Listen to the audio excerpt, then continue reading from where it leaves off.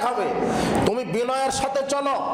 আব্দুল্লাহ ইবনে আমর রাদিয়াল্লাহু আনহু বলছেন, রাসূল সাল্লাল্লাহু আলাইহি ওয়াসাল্লাম বললেন, আব্দুল্লাহ ইবনে আমর শোনো, কুন ফিদ দুনিয়া কান্নাকা গারিবুন আবিরুস সাবিলিন, তুমি দুনিয়াতে অপরিচিত হয়ে চলো, দাম্ভিকতা দেখাও না, বড়াত্ব দেখাও না, আর মুসাফির হয়ে চলো, দুনিয়াকে মুসাফির খানা মনে করো। মুসাফির মানে যিনি সফরে আছেন। ওই যে চট্টগ্রাম থেকে আপনার নারায়ণগঞ্জে এসেছেন, খুব ক্লান্ত, একটা বট গাছের নিচে বসে আছেন 5 মিনিট, এরপরেও চলে যাবে নাকি যাবে না? আবার চলে যাবে। তো দুনিয়াকে বট গাছের মতো শুধু মুসাফির খানা মনে করো, একটু পরে চলে যেতে হবে, তার নাম হচ্ছে পরকাল। ওখানে আর ক্ষমতা দিয়ে কাজ হবে না, দল পার্টি দিয়ে কাজ হবে না, টাকা দিয়ে কাজ হবে না, জনগণ দিয়ে কাজ হবে না। পরকালে কাজ হবে ঈমান আর আমল দিয়ে। দেখেন তো আছে কিনা আপনার ঈমান এবং আমল। ঈমান যেখানে শিরক থাকা যাবে না, আমল যেখানে বিদআত থাকা যাবে না, যেখানে হারাম কিছু খাওয়া যাবে না।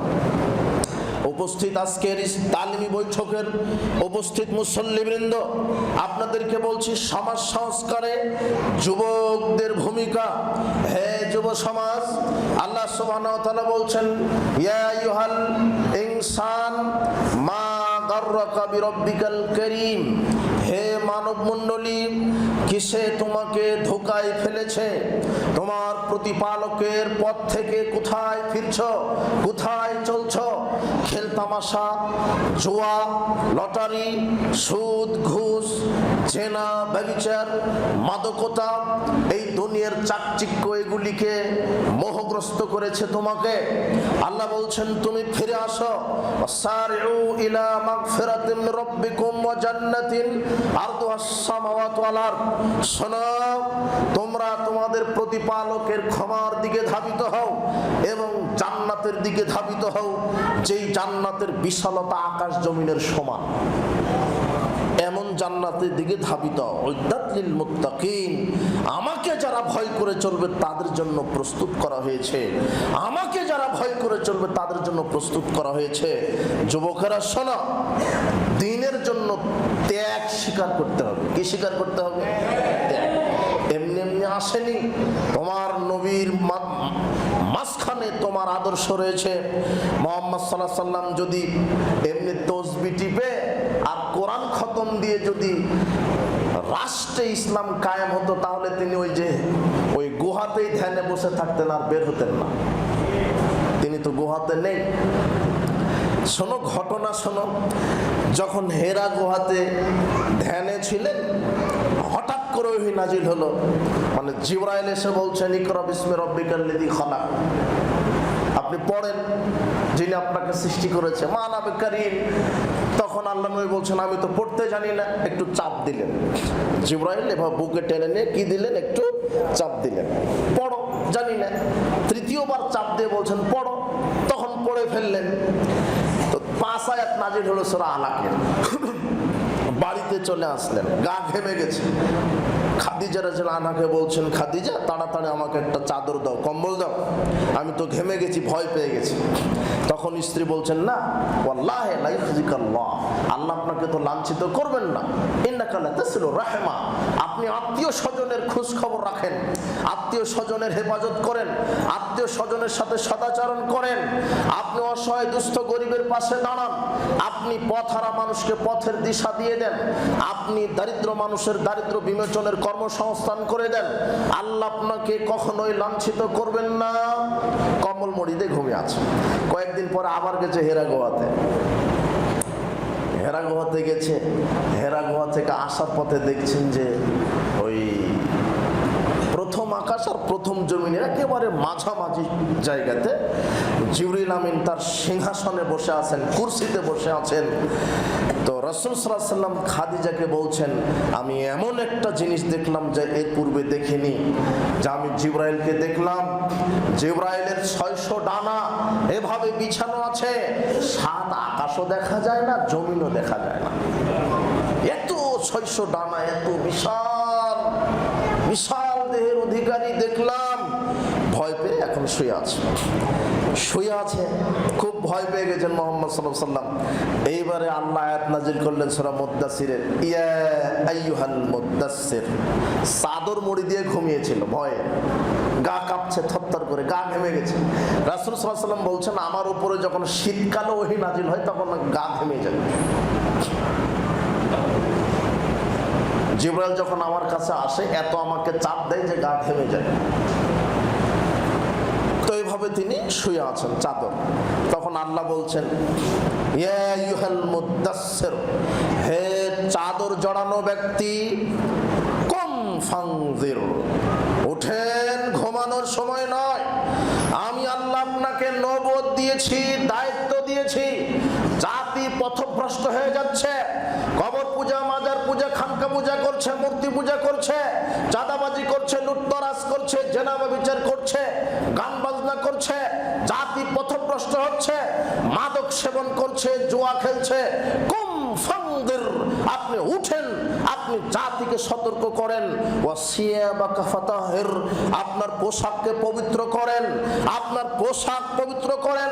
ওয়ারাব্বুকা ফাকাব্বির, আপনি আপনার প্রতিপালকের বড়াত্ম ঘোষণা করেন। ওয়ারুজ্জা ফাহজুর, আপনি অপবিত্রতাকে পরিহার করেন। ওয়ারুজ্জা ফাহজুর, আপনি অপবিত্রতাকে পরিহার করেন। ওঠেন, আপনার শুয়ে থাকার সময় নয়। এর মাধ্যমে আল্লাহ বলতে চাচ্ছেন, যুগে যুগে যারা সমাজ সংস্কারক হবে, হে যুব সমাজ তুমি শোনো, তোমাকে আজকে এই ইহুদি খ্রিস্টান পাশ্চাত্য সভ্যতা মাদক দিয়ে, গান বাজনা দিয়ে, নগ্নতা দিয়ে, আর এই যে আন্তর্জাতিক ফুটবল খেলার মাধ্যমে ইহুদি খ্রিস্টান তোমাকে গোলাম বানিয়ে রেখেছে। এখন তুমি তাদের গোলাম, তুমি হুঁশ পাও না কত বড় গোলাম হয়েছে তুমি তাদের। চারটায় যখন ফজর ওয়াক্ত হয়, জামাত হয়, ওই সময়তে জামাত বাদ দিয়ে তুমি ল্যাংটা নারী দেখে তুমি আর্জেন্টিনা ব্রাজিলের খেলা দেখো, তুমি কুকুর শিখাও, ওটা দিয়ে তোমাকে গোলাম বানানো হয়েছে। আর ওই যে ক্যারাম নিয়ে বসে আছো, ওটা হলো তুমি ক্যারামের গোলাম। ওই যে তুমি জোয়া চুরি করো, ওই যে মাদক নিয়ে বসে আছো, ওই যে ল্যাংটা নারীর সাথে ঘুরো, এই জাহেলিয়াতের তুমি গোলাম হয়েছো। অথচ তোমার রক্তের অনেক দাম, তুমি তো হবে সমাজ সংস্কারক। আল্লাহ বলছেন, ওয়ালতাকুম মিনকুম খায়রুন উম্মাহ, তোমাদের মধ্যে একটা দল থাকা দরকার, তোমাদের মধ্যে একটা দল থাকা উচিত।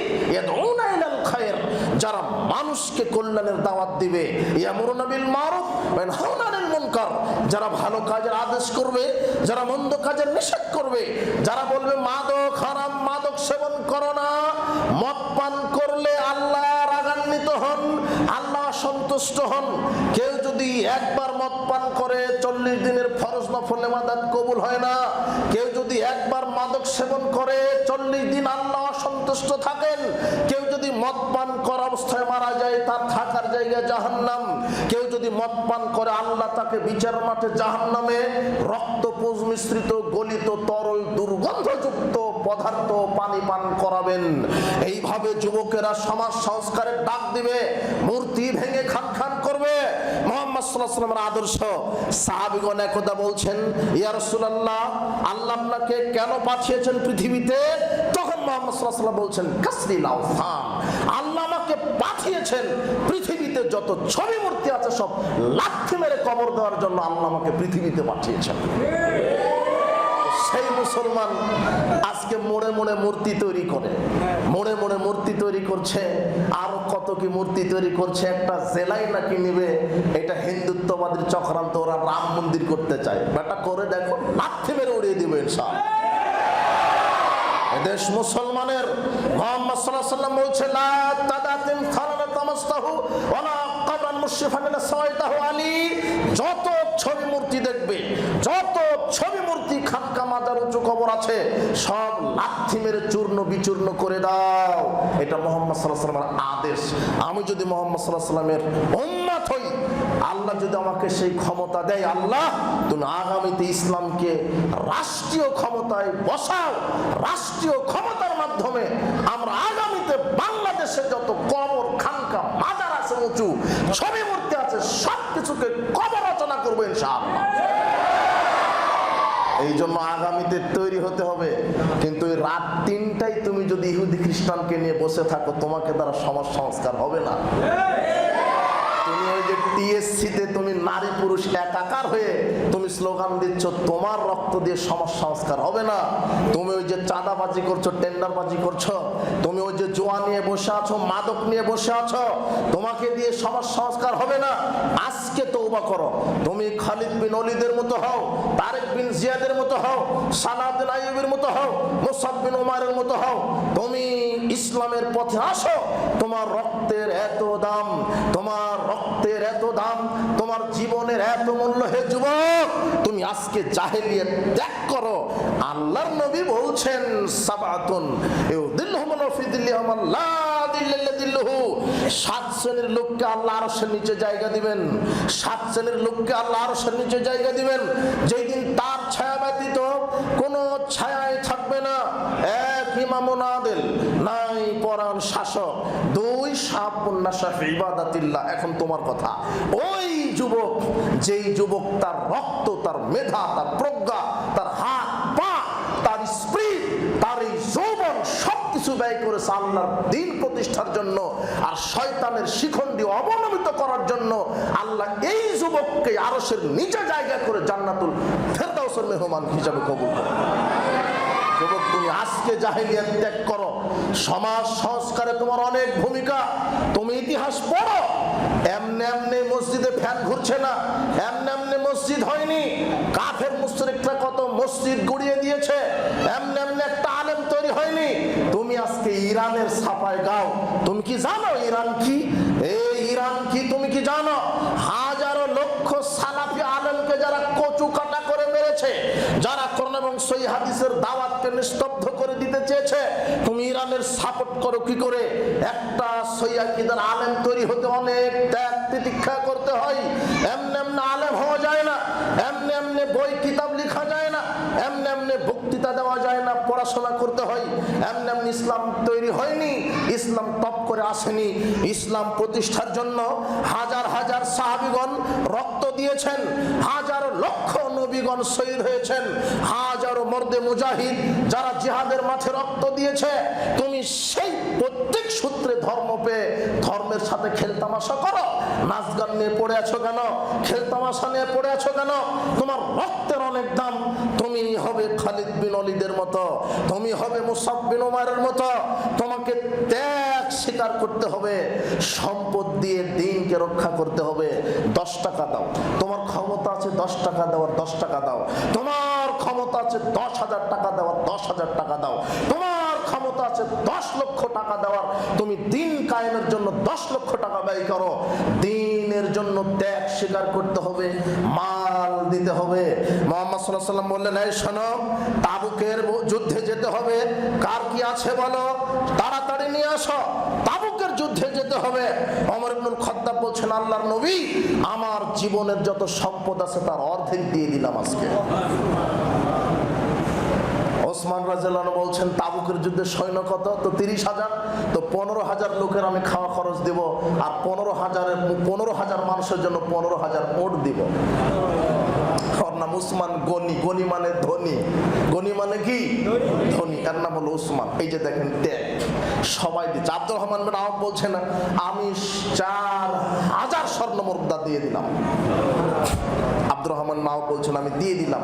আল্লাহর নবী দ্বীন প্রতিষ্ঠার জন্য চেয়েছে, দিয়ে দিলাম। আবুল আকিল নামের একজন দরিদ্র সাহাবী, এই যুবক শোনো, আমি তোমাকে বলেছি 10 টাকা হলেও দ্বীন কায়েমের জন্য দিবে তুমি। আবুল আকিল নামের সাহাবী, সবাই দিচ্ছে। মহিলারা কানের দুল, তাদের গহনা দিচ্ছে, সাহাবীগণ অনেক টাকা পয়সা অর্থ সম্পদ দিচ্ছে। আবুল আকিল নামের সাহাবী চলে গেছে। ঘটনা সন্ধ্যার সময়তে, আল্লাহ নবী সন্ধ্যার আগে ডাক দিচ্ছেন, কার কে আছে দাও। দিতে দিতে সন্ধ্যা। আবুল আকিল চলে গেছে একজন ইহুদির বাড়িতে, গিয়ে বলছেন, আপনার নাকি বড় খেজুর বাগান আছে? তো হ্যাঁ আছে। তো আপনার খেজুর বাগানে পানি সেচা লাগবে কি? হ্যাঁ, পানি সেচতে হবে। তখন আবুল আকিল বলছে, আপনি কত টাকা দিবেন? আমি সারা রাত পানি সেচে দেব। কত টাকা দিবেন? তো বলছে যে 2 ছা খেজুর দেব। আচ্ছা ঠিক আছে, 2 ছা খেজুরের বিনিময়ে আপনার খেজুর গাছে আমি সারা রাত পানি পানি ছেঁচবো। সারা রাত পানি ছেঁচার পরে সকালবেলা 2 সা খেজুরের 1 সা পরিবারে রেখে আর 1 সা আল্লাহর নবীর কাছে গিয়ে বলছেন, আল্লাহর নবী, আমি এই যে 2 সা খেজুরের বিনিময়ে 2 সা মানে 5 কেজি, কয় কেজি? 5 কেজি।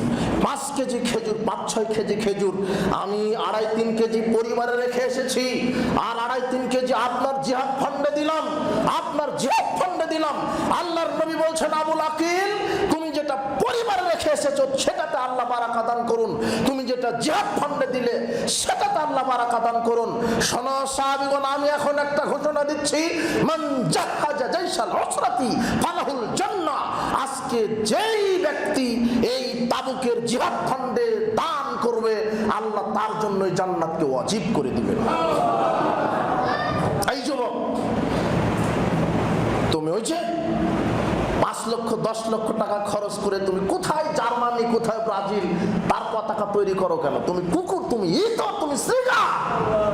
তোমার শরীরে মানুষের রক্ত নেই, তোমার শরীরে কাপুরুষের রক্ত। তুমি কেন 1 লক্ষ টাকা এই জুয়া খেলাতে ব্যয় করলে 10 লক্ষ টাকা? তুমি কেন একটা জার্সি কিনলে 150-500 টাকায়? ওই জার্সি দিয়ে কি হতে পারে? অথচ 5 লক্ষ টাকা দিয়ে পতাকা করার চাইতে 5 লক্ষ টাকা দিয়ে 500 এতিম বাচ্চার পাঞ্জাবি কিনা হতো। বুঝতে পারোনি? তোমার ওই 150 টাকার ওটা ছাড়া 150 টাকা দিয়ে 2 বেলা একজন এতিম বাচ্চার খাবার খাওয়ানো হতো। তুমি কি জবাব দিবে? বিচার মাঠে 5টা জিজ্ঞাসা করবেন আল্লাহ। তোমার আয় বুঝাতে হবে, ব্যয় বুঝাতে হবে। তুমি একটা সিগারেট কিনলে 50 টাকা দিয়ে, টাকা তোমার বাপের, তুমি হারাম কিনলে কেন? এই টাকার হিসাব দিতে হবে। অথচ 50 টাকা দিয়ে একটা এতিম বাচ্চার মুখে হাসি ফোটানো যায়। শীতকালে আসবে, একটা 250 টাকা দিয়ে একটা কম্বল কিনে দিবেন, চিকন কম্বল, 250 টাকা দাম, 300 টাকা দাম। একটা এতিম বাচ্চার গায়ে এভাবে জড়িয়ে দিবেন। শীতকালে দেখেন না, রেল স্টেশনে শুয়ে থাকে, গাছের নিচে শুয়ে থাকে, ঘুমে ধরে না, মশারি নেই, এতিম বাচ্চা। আপনি টাকা এভাবে ব্যয় করছেন কেন হারাম পথে? ওই এতিম বিধবা ব্যক্তির গায়ের ওপরে একটা চাদর যদি আপনি জড়িয়ে দিতে পারেন, আর বিধবা যদি একটা তৃপ্তির একটা হাসি দিয়ে দেয়, আল্লাহ আরশে আজিম খুশি হয়ে যাবে, জান্নাত ওয়াজিব হয়ে যাবে। আপনি অসহায় মানুষের পাশে দাঁড়ান। টাকা দ্বীনের পথে ব্যয় করতে হবে, টাকা খরচ করতে হবে দ্বীনের পথে, দুনিয়ার পথে নয়। যতটুক প্রয়োজন স্ত্রী ছেলে মেয়ে চালাতে, এছাড়া সিংহভাগ টাকা দিতে হবে দ্বীন কায়েমের জন্য। এমনি এমনি দিন আসেনি, দ্বীন প্রতিষ্ঠার জন্য সম্পদ ব্যয় করতে হবে। সাহাবীরা তার উত্তম দৃষ্টান্ত। সম্পদ দিয়েছেন, শ্রম দিতে হবে, শ্রম বিসর্জন দিতে হবে। সাহাবীগণ শ্রম দিয়েছেন। রাসূল সাল্লাল্লাহু আলাইহি ওয়াসাল্লাম বলছেন, এই খন্দক খনন করতে হবে। খন্দক মানে নিচে হলো আপনার ওই লম্বা হলো 6 কিলোমিটার, আর নিচে হলো 3.5 হাত 4 হাতের মতো নিচে গর্ত, এইদিকে লম্বা 6 কিলোমিটার। তাহলে কত খনন করতে হবে? সাহাবীরা রেডি। খনন করতে করতে একটা ওই বিশাল পাথর, আর খনন করা যায় না। সাহাবীগণ বলছেন, আল্লাহর নবী, ওই যে পাথর, ওই যে পাথর। রাসূল সাল্লাল্লাহু আলাইহি ওয়াসাল্লাম আল্লাহু আকবার বলে একবার বাড়ি দিলেন, পাথর ধুলে হয়ে গেল। তো যখনই বাড়ি দিয়েছেন তখন জাবের রাদিয়াল্লাহু আনহু দেখেন যে তার পেটে পাথর বাঁধা, মানে 3 দিন 4 দিন থেকে না খেয়ে আছেন মুহাম্মদ সাল্লাল্লাহু আলাইহি ওয়াসাল্লাম।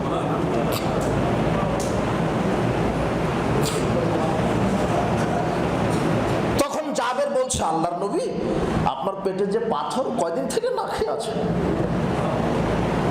তো জাবের অনেক 2 দিন 3 দিন থেকে না খেয়ে আছে। জাবের বলছে, আপনার আমার বাড়িতে দাওয়াত, আপনার দাওয়াত আমার বাড়িতে, আপনাকে আমি পেট ভরে খাওয়াবো। রাসূল সাল্লাল্লাহু আলাইহি ওয়াসাল্লাম খুশিতে বলছেন, শোনো, জাবেরের বাড়িতে দাওয়াত পেয়েছি আমরা, জাবেরের বাড়িতে আজকে খাবো। জাবের টেনশনে পড়ে গেলেন। 1000 সাহাবী, কিন্তু জাবেরও তো গরিব সাহাবী। রাসূল সাল্লাল্লাহু আলাইহি ওয়াসাল্লাম বুঝতে পারলেন জাবেরের ঘটনা। রাসূল সাল্লাল্লাহু আলাইহি ওয়াসাল্লাম বললেন, জাবের, চিন্তা করো না, বাড়িতে কি আছে? বলছে, একটা ছাগলের বাচ্চা আছে, আর কিছু খামার করা আটা আছে। বলছে, তোমার ছাগলের বাচ্চা জবাহ করো, স্ত্রীকে রুটি বানাতে বলো। রুটি বানালো, ছাগলের ছোট্ট বাচ্চা। রাসূল সাল্লাল্লাহু আলাইহি ওয়াসাল্লাম বললেন 10 জন করে বসে বসে খাবে, 10 জন করে, বেশি নয়। 10 জন করে করে বসে খেলেন 1000 সাহাবী। খাওয়া শেষে যা খাবার তাই আছে। এমনি দিন আসছে, এই সাদাবাজি করার জন্য দিন আসেনি। দিন রক্ত দিয়ে এসেছে, বদমাশি করার জন্য আসেনি, টেন্ডারবাজি করার জন্য আসেনি, ঘুষ দুর্নীতি করার জন্য ইসলাম আসেনি, মদ পান করার জন্য দিন আসেনি। হে যুবক, এই জাবের তোমার মতোই সাহাবী, তোমার মতোই যুবক একজন সাহাবী রাসূলের মহব্বতে, রাসূলের আদর্শকে বুকে ধারণ করেছে। একটা ছাগল জবাহ করে 1000 সাহাবীকে খাওয়ালেন। আর তুমি শয়তানি বদমাশি করে টাকা শয়তানের পথে ব্যয় করছো। আল্লাহ তোমাকে হেদায়েত দান করুন। এভাবে যদি বলতে থাকি ফজর হয়ে যাবে, সাহাবীদের হৃদয় বিদারক ইতিহাস শেষ হবে না। দিনের জন্য তারা কত কি করেছেন। এই জন্য আপনাদেরকে বলবো, যুবক ভাইরা, আগামীতে তোমরা এই দেশকে পরিচালনা করতে পারবে ইনশাআল্লাহ, এটা বিশ্বাস রাখি। আল্লাহ তোমাদেরকে সেই তৌফিক দান করুন। জাহেলিয়াত ছেড়ে ফেলে দাও, দিনের জন্য সম্পদ ব্যয় করতে হবে, শ্রম দিতে হবে। মসজিদে নববী নির্মাণ হচ্ছে, রিকনস্ট্রাকশন হচ্ছে। আম্মার বিন ইয়াসার, আমি কি বলবো আপনাকে, সবাই একটা করে ইট নিচ্ছে।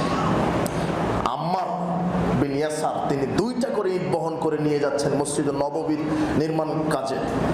সাহাবীরা বলছেন, আল্লাহ রাসূল, আম্মার 2টা করে ইট নিচ্ছে। রাসূল সাল্লাল্লাহু আলাইহি ওয়াসাল্লাম বলেন, আম্মার, কেন তুমি একটা করে নিতে খুব কষ্ট হচ্ছে তো তোমার? তখন আম্মার বলছে, ইন্নী উরিদু আজরা আল্লাহ,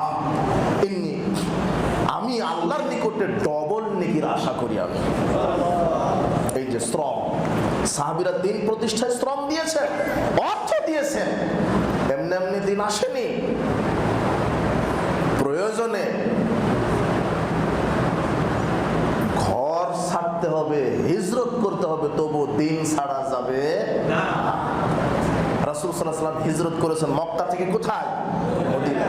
দিনের জন্য, দুনিয়ার জন্য নয়। এই জন্য যুবক ভাইয়েরা, সাহাবীরা এইভাবে তাদের জান দিয়েছেন, মাল দিয়েছেন, শ্রম দিয়েছেন। মুসআব বিন উমাইর, তরুণ সাহাবী, যুবক, রাসূল সাল্লাল্লাহু আলাইহি ওয়াসাল্লামকে সহযোগিতা করেছে কারা? যুবকেরা। এই মুসআব বিন উমাইর যখন দারুল আরকামে ইসলাম কবুল করেন, রাসূল সাল্লাল্লাহু আলাইহি ওয়াসাল্লামের কাছে কোরআন শিখে, সালাত শিখে, মুসআব বিন উমাইর মক্কার সবচেয়ে ধনী পরিবারের মানুষ। তার মা বেঁচে ছিলেন, বাপ বেঁচে ছিলেন না। মুসআব বিন উমাইর যখন রাস্তা দিয়ে যেতেন, উটের পিঠে চড়ে থাকতেন, ঘোড়ার পিঠে, ডানে বামে প্রহরী থাকতো। একেবারে রাজার সন্তান। ইয়ামানি চাদর, ইয়ামানি সুগন্ধি, 200 দিরহামের কম মূল্যের কোনো জামা তিনি গায়ে দিতেন না। এত ধনী মানুষ মুসআব বিন উমাইর। রাসূল সাল্লাল্লাহু আলাইহি ওয়াসাল্লামের ইসলামের দাওয়াত কবুল করলেন, দারুল আরকামে গিয়ে ইসলাম কবুল করে সালাত আদায় করছেন। ওসমান বিন তালহা নামক এক ব্যক্তি দেখে ফেলেছে, মাকে গিয়ে বলে দিয়েছে। মা মুসআব বিন উমাইরকে শিকল দ্বারা বেঁধে রেখেছেন। এই মুহাম্মাদের দিন ত্যাগ করো, না হলে তোমার পিতার সম্পদ থেকে বঞ্চিত হবে, তোমাকে লাঞ্ছিত করা হবে। মুসআব বিন উমাইর শিকল খুলে, বন্দি দশা থেকে খুলে তিনি হিজরত করলেন আবিসিনিয়ায়। কোথায়? আবিসিনিয়ায়। মা আগে, পিতা আগে, দেশ আগে না আল্লাহ আগে? মুহাম্মদ সাল্লাল্লাহু আলাইহি ওয়াসাল্লাম আগে। কে? দিনের জন্য, নবীর জন্য, আল্লাহর জন্য সারা পৃথিবী কুরবানি দিতে আমি রাজি আছি ইনশাআল্লাহ। এই আকীদা মানহাজ আনতে হবে। মুসআব বিন উমাইর চলে গেলেন আবিসিনিয়ায়। খবর আসলো হিজরত করছে সবাই এখন মদিনায়। মুসআব বিন উমাইরকে রাসূল সাল্লাল্লাহু আলাইহি ওয়াসাল্লাম মদিনায় পাঠালেন, যাও তুমি মদিনায় দাওয়াত দাও। অনেক বড় ইতিহাস। মদিনায় গিয়ে তিনি দাওয়াত দেওয়া শুরু করলেন। তার দাওয়াতের, এই যুবক শোনো, তোমার মতো যুবক মুসআব বিন উমাইর, একজন যুবক মুসআব বিন উমাইর, তার দাওয়াতের বিপ্লব এমন শুরু হলো, মদিনার প্রায় লোক ইসলাম কবুল করে ধন্য হয়ে গেছে। রাসূল সাল্লাল্লাহু আলাইহি ওয়াসাল্লাম হিজরত করে চলে গেলেন মদিনায়। বদরের যুদ্ধে মুসআব বিন উমাইর শরীক ছিলেন। বদরের পরে উহুদ যুদ্ধ, উহুদ যুদ্ধের পতাকাবাহী ছিলেন মুসআব বিন উমাইর। মুসআব বিন উমাইর বীর বিক্রমে যুদ্ধ করছে। কাফেররা তার বাম হাতে তরবারি দিয়ে আঘাত করলো, বাম হাত কেটে পড়ে গেছে। ডান হাতে এবারে পতাকা উঁচু করে ধরেছেন ইসলামের, ডান হাতে আঘাত করেছে, ডান হাত কেটে পড়ে গেছে। দুই বাহু দিয়ে এখন ইসলামের পতাকা উঁচু করে ধরে রেখেছেন। তারা তার শরীরে তীর নিক্ষেপ করলো। মুসআব বিন উমাইর ধরাশায়ী হয়ে পড়ে গেছে। মুসআব বিন উমাইর যখন শহীদ হয়ে গেল, এখন তাকে দাফন করা লাগবে। তার পরনে ছিল এমন একটা চাদর, শুধু লঙ্গি হিসেবে ছিল, যদি পা ঢাকে মাথা ঢাকে না, মাথা ঢাকলে পা ঢাকে না। সাহাবীগণ অভিযোগ করছে, আল্লাহ রাসূল, এই যে মুসআব, এই যে ধনী পরিবারের সন্তান, আজকে কাফনের জন্য একটা কাফনের কাপড় জুটলো না। রাসূল সাল্লাল্লাহু আলাইহি ওয়াসাল্লাম তখন বলছে, আহা মুসআব, আমি তোমাকে মক্কায় দেখতাম, তোমার কুকড়ানো চুল, তুমি ঐতিহ্যবাহী পরিবারের সন্তান ছিলে, তোমার কত সুন্দর চেহারা, কুকড়ানো চুল নিয়ে তুমি ঘুরতে, কত ধনী পরিবারে তোমার জন্ম ছিল। ইসলামের কারণে আজকে তুমি কবরবাসী হয়েছো, কবরে যাচ্ছ, তোমার পরনে একটা কাপড়ের কাপড় জুটলো না। সাহাবীগণ ইস্কির ঘাস, সৌদিতে মক্কায় ইস্কির ঘাস নামক ঘাস আছে, বড় পাতাওয়ালা। রাসূল বলছেন, ইস্কির ঘাস দিয়ে তার মাথাটা চাদর দিয়ে ঢেকে দাও, ইস্কির ঘাস দিয়ে পা দিয়ে ঢেকে দিয়ে তাকে দাফন করে দাও। ইসলামের জন্য 2 দিন 5 দিন পর পর পোশাক চেঞ্জ করতেন, কিন্তু ইসলামের জন্য কাফনটাও জুটেনি। যুবক, তুমি কবে বুঝবে ইসলাম কি? এমনিতে ইসলামে ভাব আসেনি। আল্লাহ তোমাকে হেদায়েত দান করুন। এই জন্য সমাজ সংস্কারে বৃদ্ধ এদের পরামর্শ দরকার। আর সামনে ভালো কাজের আদেশ করবে, মন্দ কাজের নিষেধ করবে, প্রয়োজনে মাল দিবে, জান দিবে, রক্ত দিবে। কারা? যুবকেরা। 2500 নারায়ণগঞ্জের যুবকেরা, তোমরা শোনো, দুনিয়া কয়েকদিনের চলে যেতে হবে, ক্ষমতা দেখায় না। 5 ওয়াক্ত সালাত জামাতে আদায় করবে, মুরব্বীদেরকে সম্মান করবে, পিতামাতার খেদমত করবে, কাবিরা গুনাহ করবে না, মাদক সেবন করবে না। রাসূল সাল্লাল্লাহু আলাইহি ওয়াসাল্লাম বলছেন যে মদ পান করলে জাহান্নাম অবধারিত। যত প্রায় এখন যুবক যুবতী মাদকে অ্যাডিক্টেড, আপনি অবাক হবেন। আপনি মুসলমানের সন্তান জোয়াতে অ্যাডিক্টেড। আজকে তুমি তওবা করো, এই মাদক মুখে দিবে না, 5 ওয়াক্ত সালাত জামাতে আদায় করবে, ঐক্যবদ্ধ হও, সংকীর্ণতা ত্যাগ করো, মুরব্বীদের পাশে বসো, তাদের বুদ্ধি পরামর্শ নাও। প্রয়োজনে অর্থ সম্পদ জান মাল বিসর্জন দিতে হবে। দুনিয়া চিরস্থায়ী নয়, মনে রেখো পরকাল চিরস্থায়ী, সেখানে তোমাকে থাকতে হবে। আজকে অনেক যুবক ভাইয়েরা আসছে, আমি খুশি হয়েছি। আল্লাহ তোমাদেরকে ইসলামের সৈনিক হিসেবে কবুল করো, ইসলামের খাদেম হিসেবে কবুল করো।